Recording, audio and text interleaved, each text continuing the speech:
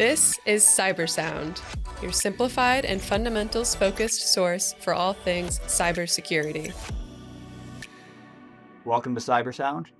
You're joined again by Steve and Michael because this is part 2 of our 2026 predictions episodes.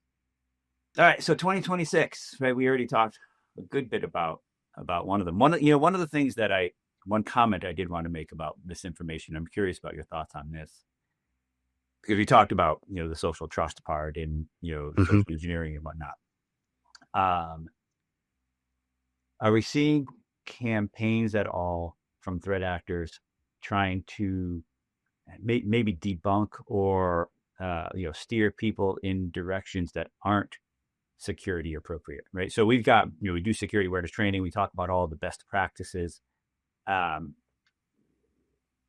the likelihood of intentional campaigns essentially advocating for things that are the opposite of best practice, hoping to get those people who are underinformed or uninformed to do the wrong thing through deception or by convincing them that it's basically almost like marketing campaigns, right? Shorter passwords are better, easier for you to remember, things like that. Now obviously that's an extreme example, but that kind of idea. It's possible. Yeah. I don't think I've seen any examples of it. It's been more the subtle deceit, the end of the spectrum. I could see that type of thing working. I mean, let's be honest. A lot of the background for what we're talking about in misinformation is that people are very easily convinced in acting against their own self-interest. And right. if they believe that they are, I don't know, obtaining an advantage over others that they dislike, if they believe that they are manufacturing advantage for themselves, which are subtly different but not precisely the same, people certainly fall in line with a suggestion that resonates with their worldview. It's more about amplifying what they already believe and then nudging them in a direction away from what others would have them do. We're seeing it in all sorts of spheres. It's easy to see it happening in security. I mean, again, it's a long game potential thing, and I don't expect it to be mainstream necessarily, but maybe it's because I focus a bit more nowadays on marketing idea. You just change people's behaviors by using some of these capabilities now, in a larger scale. Maybe. And I think, yeah. So, zero trust. Do we want to? What's the? I feel like it comes up a lot more in conversation. I feel like people are thinking about whether or not to implement it, but I feel like it's more, generally more people thinking about, we need to move in that direction than last year. And I suspect we'll see some active, implementations of more zero trust type models going forward. I think the term is outdated. What would you call it? I don't come with an answer to it necessarily. It's more that I see that certain pages are being taken out of the book to good end, but reality is far more complex than zero trust would have anyone believe. If there are some orgs that are wholly remote, they have no one in an office, they only use SaaS platforms, they have been doing zero trust in some capacity for well over a decade before the term arose. And it's not a new one, right? They didn't call it that. It's just they're architected that way. Zero trust is usually marketed around the transformation of a more legacy traditional organization with on-prem assets or cloud assets across multiple clouds, you name it. And the truth is those businesses have a tendency to retain pockets of that and still require some on-prem compute or on-prem services, you name it. They don't deploy anything fully zero trust. They just get rid of their VPN at the perimeter firewall and turn it into something that is more like a WireGuard or a Tailscale or something like that. That's a great move. I think that they generally don't need to use a more single point suite of zero trust solutions because they can just use the reverse proxies, the cloud the cloud gateways provided by Amazon, the WAFs there, all of the other things that are the underpinnings of Zero Trust as a constellation of technologies. You pick what matters for the organization, and I don't think Zero Trust by itself will survive much longer as a complete term. That's me from a no longer infrastructure oriented position. He's debunking my prediction already. No, well, it's good. We've got counter predictions, right? We'll see. So someone will be right. There you go. That's the way we need to construct this. Then we're batting 1,000 coming out of it. Like no matter what. Exactly. Someone's always going to be right. Someone's going to change the definition to make us both right. That's right. That's our goal. Yeah. All right, Mike, you're up. Well, we talked. Well, Steve used this description of sort of the arc earlier, and I think seeing it from a small business into mid-market, sort of cyber education, even into security awareness training, for sure, over the last several years, adoption has increased dramatically, right? It's a component of insurers requiring it in many cases, much more accessible from a management perspective. It seems much more pervasive and widespread. I think internal adoption and enforcing rules and enforcing the education component at organizations is still, especially in the smaller orgs or less sophisticated, is still sort of a work in progress. But I like the idea that it will become much more experiential, much less potentially. I'm going to sit here and answer a couple questions after I just witnessed or watched a video on something.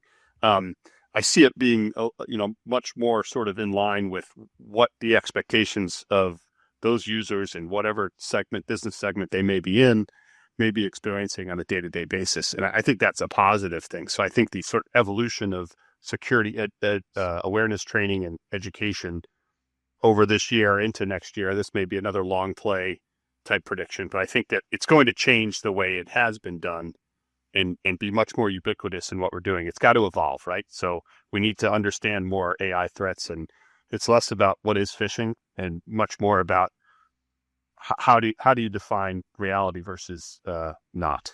Right. Yes, there's strategies to recognize it. Yeah. And those orgs that have already pursued awareness training and socialization of these obligations have now started to layer on appropriately role-based training for those that are outward attack targets and things like that.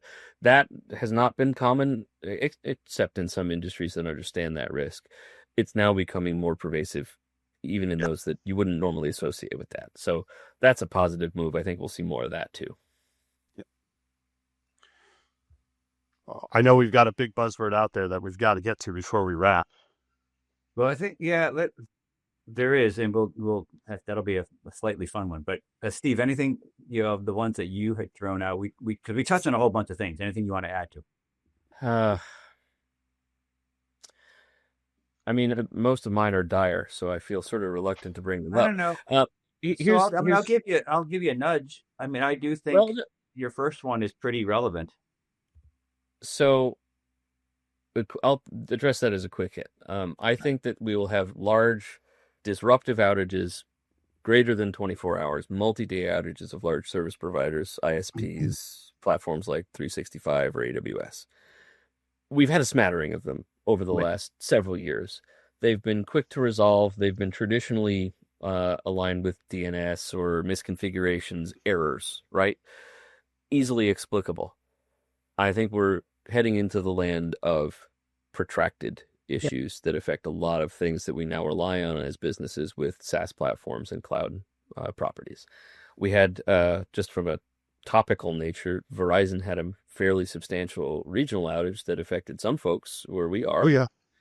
I was not affected personally. A lot of my family was. It affected the care of some of my relatives in a medical capacity. Like it had real tangible impact. So anticipate something large there. I think, though, it's easy to make that kind of prediction, realistically. I'd like to shift to one more related to business continuity in general, and that's power-oriented. I'm not going to spend time on the growth of AI data centers and things of that nature, if we ignore that entirely, the annualized growth of electrical load demand, even in regions that don't have a lot of that new load, it's 4 to 6% year over year growth. The doubling time there for electrical load is what, 11 to 14 years? That's crazy. And there was an article out yesterday related to the electrical generation folks that were between like Kentucky and New Jersey, where they expect rolling outages to be a relatively common outcome by 2030. The truth is that that's not so much a prediction as it is reality, because there's no new generation being put into place. So the prediction that I have is actually that businesses will start to have on-prem UPS that far exceed what they used to have.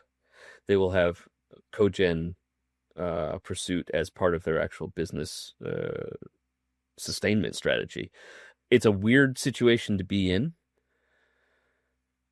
but I can't see that as anything other than an expected outcome given the low growth in the energy sector for that particular area and the dependence that we have on this sort of thing. So it's probably an unpopular opinion, but I think I've been harping on it for several years now when it comes to power and generation. But obviously there's the NIMBY, not in my backyard perspective. But the fact that as a society we have abandoned nuclear energy and invest nothing into new development of it at any scale is very telling. And then at the same time, these private companies are taking reactors back online. In Connecticut, we had Millstone get a new lease on life to continue to power. So, potentially, and again, long term, probably not a 26 issue, but if there are rolling blackouts and people start to feel pain, potentially that leads to a sort of reframing of okay, where else can we get power from, and what are other ways to do it? I think obviously solar, wind, a lot of different ways to generate, but that's a thought that I've had for a long time. Yeah, and I think it will. The NIMBY aspect of it will subside when it becomes simply down to dollars, right, where it is absolutely reasonable to put some panels on the roof that nobody's on anyway or looking at, and reducing costs by 10% or something like that. Anything that shaves off the peaks and raises the troughs from costs are going to be pursued, and that's one of them. Battery storage is having a resurgence overall, and some people know that I have a dabbling interest in that of a very non-related to cybersecurity way. It's probable that type of thing will have large grid scale deployments in even small towns. So we'll see. But bottom line is, I know that we will talk about that type of thing in a disaster recovery business continuity context in a very, very attentive manner going forward.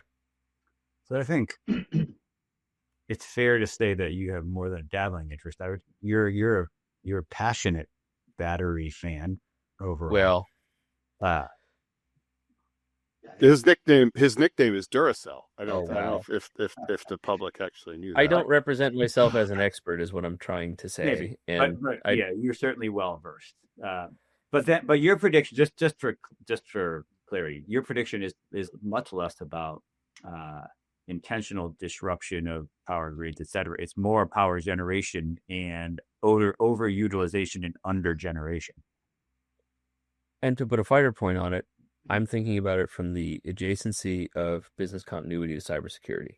Okay. I can never escape that subject as a required side trip down the overall preparedness path, because it's part of the hypothetical exercises we put into place to say, hey, how much outage can you tolerate?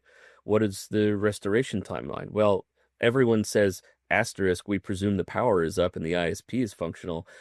Okay, well, we actually have fundamental proof outward from us, not from non-experts, that others are concerned about it. Let's plan around it. That's all. Fair enough. So we'll end with our sensationalized question. I threw it on there only because it feels like I've done a variety of presentations this year, and the question about quantum computing comes up not every time, but more than it did before. I feel like where people are now raising their hand and saying, "Hey, all the things you just told us, what impact is quantum going to have?"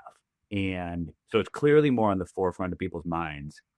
I'm not suggesting 2026 is the year of quantum, but it is interesting to see that all of a sudden, I don't know if it's the news that's generating the questions, if it is what the reality is, but they're coming, and they're coming more than they used to. So I'm curious if anybody had thoughts on that. My only thoughts is from a security perspective is how long until some legacy systems, if quantum becomes much more prevalent, are we worried about sort of encryption standards and things like that from sort of legacy things? And, does it lead to more refresh schedules and other types of issues? I mean, it blows it all up if 2026 was the year of quantum, but I think that we're not there. I don't think we're really that close. And maybe that's the question for Steve is, what's your prediction in terms of, are we 5 years away, 25 years away?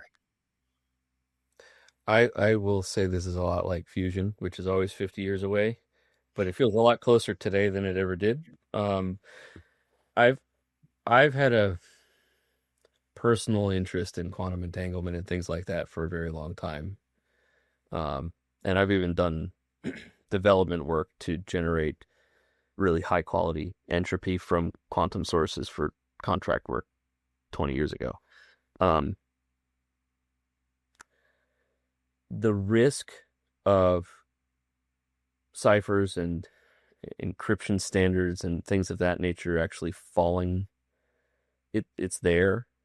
Every year passes with news and accolades around increasingly stable quantum qubits and quantum proof of concept compute clusters where they've lengthened decoherence times into the milliseconds or minutes or some other variation thereof. In the last year, candidly, I forget the entity that asserted it. There's some company that's achieved, some research team that's achieved sort of a refreshing cycle where they pump new material into an entangled state to replace something that has fallen out of coherence.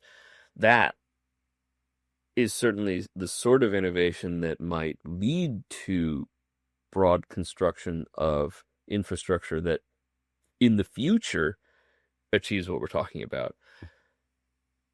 Today, I don't think it's an immediate risk. I think this is largely still the domain of research and nation-state level effort from an engineering perspective to get anywhere for risk. A lot of the discussion around quantum preparedness from the certificate authorities and so forth, I think it's appropriate to think about. I think that there is a profit motive that they possess, and they're also compensating for weakness in existing standards to protect certificate authorities that have issued certificates that they shouldn't have.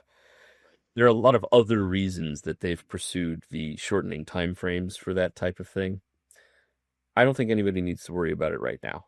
I don't think anyone will need to worry about it by 2030. Time will tell. It is. I'd be thrilled, really.